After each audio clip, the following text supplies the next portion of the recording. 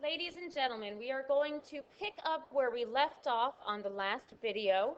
We did not get through example 3 on the last video, so I thought I would do that quickly for you.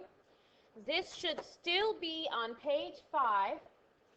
This should be on the bottom half of page 5. Hopefully you wrote small enough to fit this. If not, you're going to have to start writing smaller because we have a lot to put in these interactive notebooks.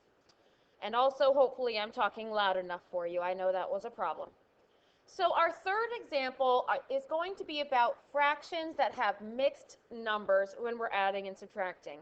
Some of you did some of this during class today. We did a little bit of practice. Hopefully, you're fairly comfortable with it. But let's go ahead and get it in the notebook just so we have something to refer to.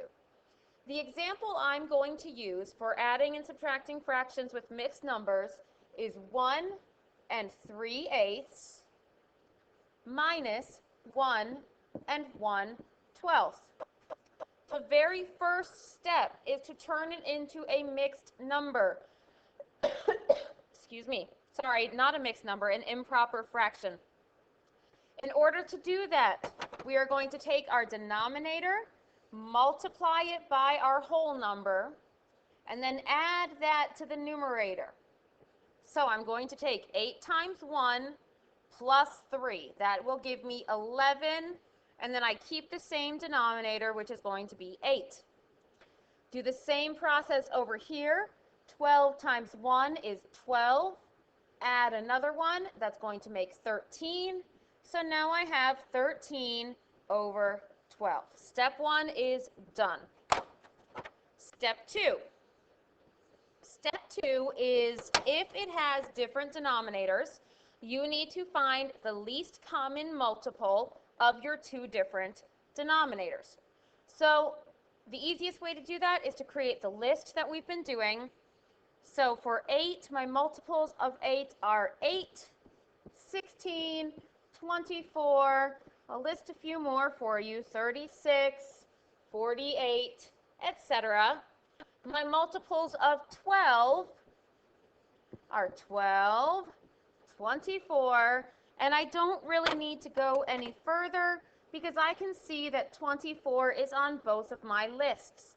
That means that 24 is my common denominator. So now I'm going to go to step 3.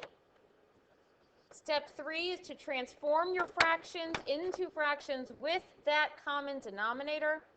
So I'm going to try to turn 11 over 8 into a fraction that has a denominator of 24. I need to ask myself, how do I get from 8 to 24? What do I multiply by? And the answer is that you multiply 8 by 3 to get to 24. Now, what you do to the bottom, you have to do to the top. Think about it like you need to be fair. You have to be fair to the top. So we multiplied 8 times 3 to get 24, and now we are multiplying 11 by 3. That will give us 33. That's our first fraction. It's then subtraction. Don't mix it up and suddenly put addition. I've had some people do that. You have to be careful. Keep the same operation. I know my denominator is once again going to be 24. How do I get from 12 to 24? Hopefully you all can figure that out. It's times 2. So I'm going to take 13 and also multiply it by 2. That is going to give me 26. Are you with me so far? Hopefully. Moving on to step number 4. Step number 4 is simply subtract the numerators. Remember, numerators are the top numbers. Pay attention to what your operation is. If it's subtraction, make sure you subtract. So you're going to do 33 minus 26, which will give you 9. Nope, that's a lie. It will give you 7. Sorry about that. And it will give you 7. I'm a mess right now, aren't I? And then you're going to keep your denominator, which will be 24. Step 5 says that you would simplify that, but in this case, it is as simple as it can be. So your final answer is 7 over 24, put a box around it, you're done. All right, we're going to move on from adding and subtracting fractions, and we are going to start talking about actually representing these expressions, these operations on a number line. That's something that's big in Common Core. You saw it on your pre-test. It will be on the post-test. So if you can please go to page number 6, make sure that you are putting the page number and the date, and this is going to be your title, putting fraction questions on a number line. You might already have that title. I think I had you do it the other day. Once you have that title, there's a few things we need to get through before I can actually show you some examples. Please put this note. Always, always start by making the number line first. I see this a lot, especially when people are trying to order numbers, order integers. Maybe they're given a list, -3, 4, -1, 0. And they're told to put those on the number line. A lot of people will go like this. They'll say, okay, well, that's -3. My next one is -1, and then it's 0, and then it's 4. Yay, I'm done. Sorry, that's not right. On a number line, your spaces between numbers have to represent the same distance. So if you look on this number line, this distance is 4. That's not good, because this distance is only 1. They have to be the same distance. So if you were to properly make this number line, you would start out by making the number line itself first, making sure you include your lowest number, counting up by 1, and then you could actually start plotting your numbers on the number line. I didn't make it long enough, but that's okay. So for today, for all of the plotting on a number line, make the number line first or else it will go badly for you. Moving on, an arrow to the right on a number line means, think about it, I really hope you know, it means where to go. Hang on. Oh dear, I don't know why that's not moving, but that's okay. An arrow to the right means addition. Okay, so if I have a number line set up like this, let's say it has the number 0, 1, 2, 3, 4, 5. Let's say I start at 1, and then I have an arrow going to the right. That arrow means plus. It means addition. In this case, it's going up 1, 2, 3, so that would mean plus 3. An arrow to the right on a number line means addition. Conversely, an arrow to the left, hang on, sorry about that. An arrow to the left on a number line means subtraction. Please go ahead and write this down. Draw the arrows. Make sure you understand. Finally, make sure you make your number line big enough for all of the fractions or all of the numbers in your problem. I showed you an example up here earlier where I didn't give enough room to plot my 4. That's a mistake I don't want you to make. Make it big enough to show all of the numbers. Take a minute, pause if you need to write down these notes. Moving on. Still on page 6, I want you to go to the bottom half of page 6. Okay, so this might be where you left off writing your notes. And I want you to write example 1. If you'll remember, this is the same example from when you were adding and subtracting fractions. Example 1 was 3/8 minus 2/8 equals 1/8. You can look back in your notebook. It is on page 4. You can see that you should have written it down. Now, when we actually go to put this on a number line, the very first thing that we need to do is to put in the lines where we're actually going to plot the numbers. You're not going to have any negative numbers today. You're not going to have them for another few weeks. So we can go ahead and start at 0. Now, am I going to need to put like 1, 2, 3, 4, 5, 6, 7, 8, 9, 10, 11, 12? No, my numbers are small. Both of the numbers in my problem are less than 1. My answer of 1/8 is also less than 1. So instead of putting 1, 2, 3, 4, 5, 6, 7, 8, 9, 10, 11, 12 on and on and on, you can go ahead and just do something like this. Your number line goes from 0 to 1. Halfway through, you could put in a little 1/2. If you really wanted to, you could go ahead and put these in, 1/4, 3/4, okay? Don't make your number line too big, don't make your number line too small. To actually put your problem on the number line, you start with the first number in your problem. Makes sense. First number, it's the first thing you put on. You have to figure out where on the number line 3/8 is going to be. I know that fractions are rough for some of you guys. Ask yourself, first, is 3/8, is it closer to 0 or is it closer to 1? Hopefully you know it's closer to 0. Is it closer to 0 or is it closer to 1/2? Well, 1/2, if I have a denominator of 8, 1/2 is kind of like 4/8. It's not kind of like, it is.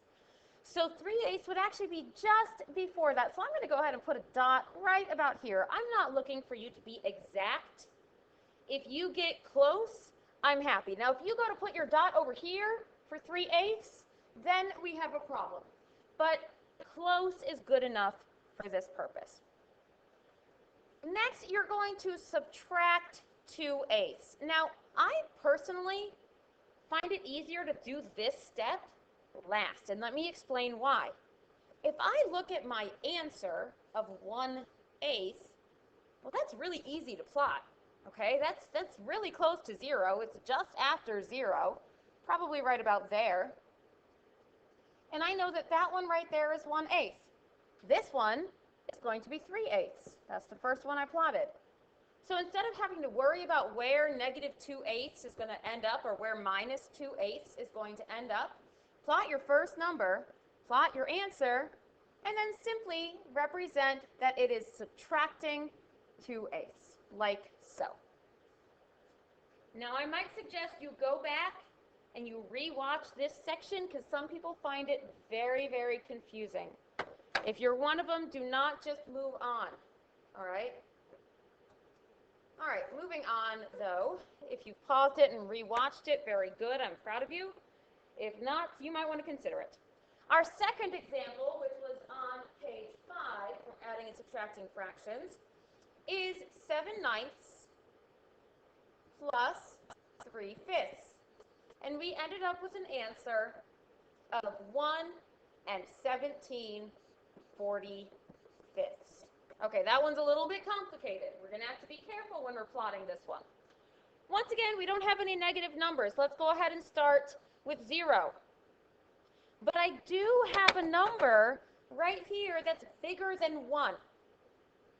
So I have to make sure my number line is big enough to include that number. So I'm going to go ahead and put a 1 here, and then I'm going to put a 2 here, because I know that 1 17/45 is between 1 and 2. And then I'm going to take my first number in my problem, and I'm going to go ahead and plot that number.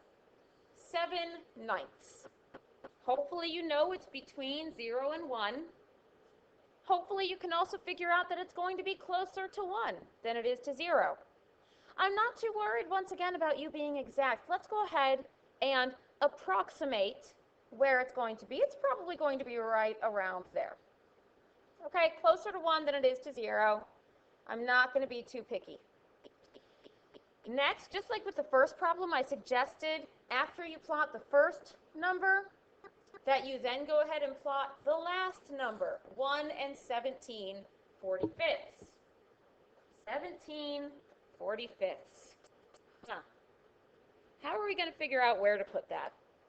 We know it's between 1 and 2, okay, because it's 1 17/45. But then is it closer to 1 or is it closer to 2? One way you can help figure that out, if you look at this denominator, 45, half of 45 is about 22, okay? So 17, our numerator, is less than 22. So that means that 17/45 is actually closer to 1 than it is to 2, but not by much. So this would be the halfway point. I'm going to say 17/45, probably right about there. Okay? Doesn't have to be perfect. Now I told you that the last thing you should probably do is deal with this plus 3/5. Plus, if you remember from the last page, add addition means an arrow going to the right here. So we need an arrow to the right from our first line going to our first dot. Sorry, that one right there. Our first dot going to a second dot, and that's going to be plus 3/5. Make sure you clearly label every point on your number line so that somebody who has never seen the math problem before in their life can figure out what on earth you are talking about. Okay, once again, rewatch it if you're having trouble, if you don't understand. What I'd like you all to do now, I want you to take a minute and try and do example 3 on your own. Example 3 is the one you just took notes on at the beginning of the video, and it was the problem 1 3/8 minus 1 1/12. Please take a minute, pause this video, and see if you can figure it out. All right, so you can see I've done example 3 for you. Hopefully you paused the video and did it yourself, and now you can check. Take a look at this number line.